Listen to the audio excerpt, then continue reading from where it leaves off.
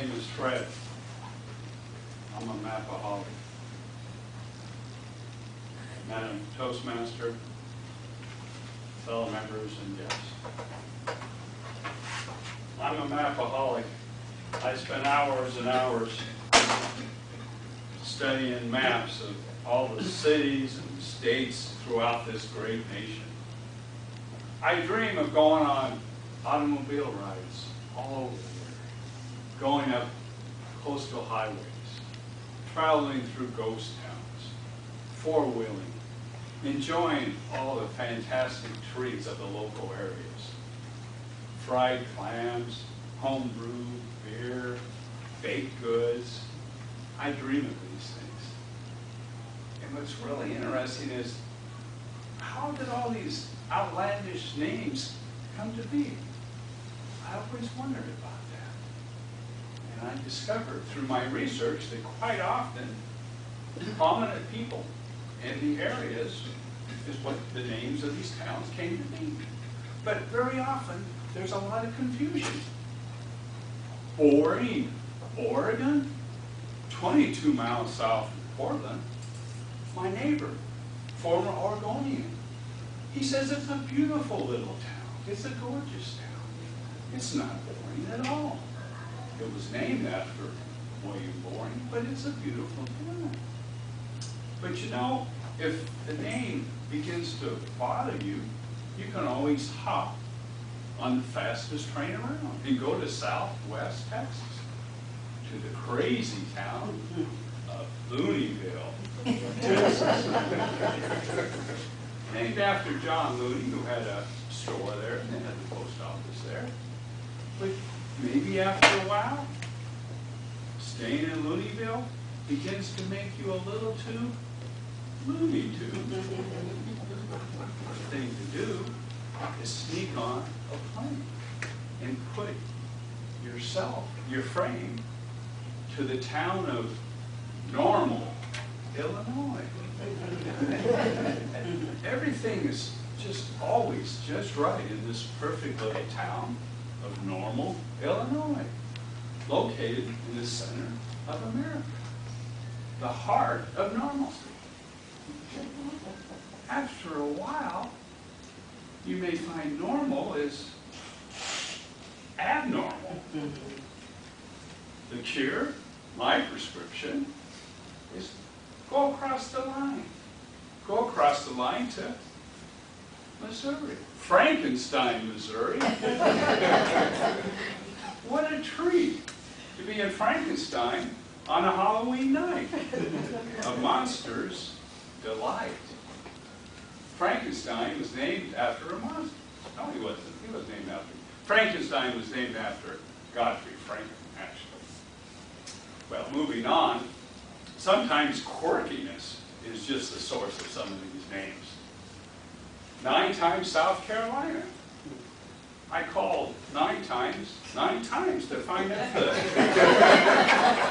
to find out this riddle in my mind. I mean, why 9 times? Why not 8 times? Possibly 10 times. The local realtor called me back, and he said, the river, Crow Creek, crosses through the highway 9 times as it goes through town. So that's how it got its name, 9 times. Makes sense to me. Quirkiness. Just a minute, Mark. Scratch Ankle. Scratch Ankle, Alabama. Another name for quirkiness. I talked to Nate, the resident, Nate Johnson, and he said, we got black gnats the size of red bugs. He said, come on down, sit outside in the afternoon and roll your pant legs up, and you'll find out why they call our town Scratch Ankle. Now, howdy, aren't your britches just itching to go to that little piece of heaven?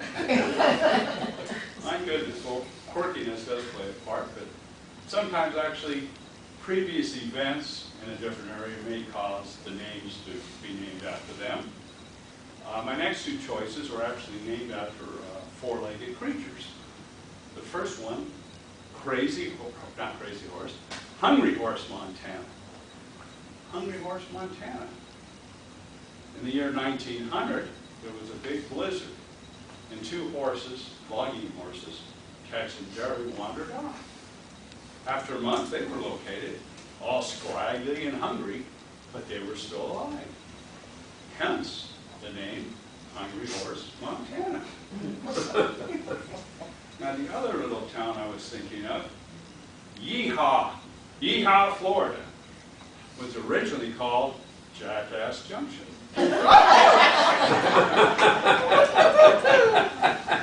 This little town was named actually after the burro. Many, many years ago, the ranchers that lived in the area would ride their burros into town, stop off at the Desert Inn, which happened to function as the local brothel. And after a while, the founding fathers decided when they were going to be putting a highway through town that it might be a good idea to change the name. So that's what they did. They changed the name to Yeehaw, which is a pretty prudent decision. How would you like to be announced as the next speaker at your Toastmasters meeting next? The speaker from Jackass Junction. That wouldn't go over too well. Quite often, geography plays a part in the way they get different names of towns. I'm thinking of Wye, Arizona, a little community about 30 miles above the Mexican border in Pima County. This little town is where Highway 85 and Highway 86 merge. And so that's how they got the name Wye. But the Postal Service said, no, you can't just have one letter in order to get your mail. So they had to add a W and an H, and that's how they got the name Wye, Arizona. A little more amusing story, I think, is Monkey's Brow, Kentucky. Monkey's Brow, Kentucky. Yeah, it's located in Ballard County. Now, Ballard County is shaped like a monkey's head. And this little town in the hills of southwest Kentucky, right where it's located, is where the eyebrow of the monkey is. So that's why it's called Monkey Eyebrow, Kentucky. It's right up the road from Possum Trot.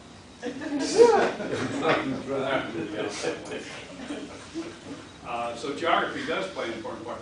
Now, once in a while, actually the crazy thing is sometimes that towns are just named silliness or just strange quirkiness. But the one that really comes to my mind would be a town called Truth or Consequences, New Mexico. Okay, look at that.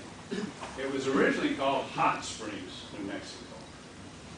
Now, you may not know about this, but there was a radio show by the name of Truth or Consequences.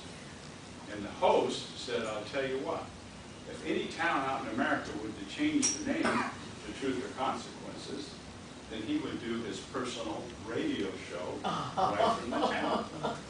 So that's what Hot Springs did. They changed their name to Truth or Consequences. And Ralph, who happened to be the host of the show, Ralph Edwards, showed up, and for 50 years, every year around the first weekend in May, he would show up, and they would have a fiesta honoring the fact that they had changed the name to Truth or Consequences. What some cities will do for a little notoriety, but the town that really takes the cake is 23 Skidoo. That's located in Death Valley, California, the hottest spot in the nation.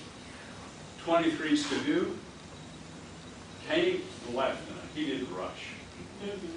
Very interesting town. They mined gold there for a few years, one of the big gold mining areas in California. And it got its name 23 Skidoo from a local saying at the time, 23 Skidoo. And the 23 really worked, though, because it was founded January 23rd, 1907, had 23 gold mines, 23 miles of water lines, and by the year 1923, all the gold was gone, and it was time for them to skidoo.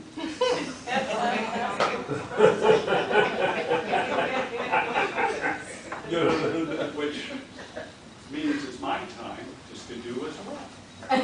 So if you happen to have a real passion, be a Mapaholic like myself, you can always get together and meet and have a treat and possibly a drink. And a Toastmaster.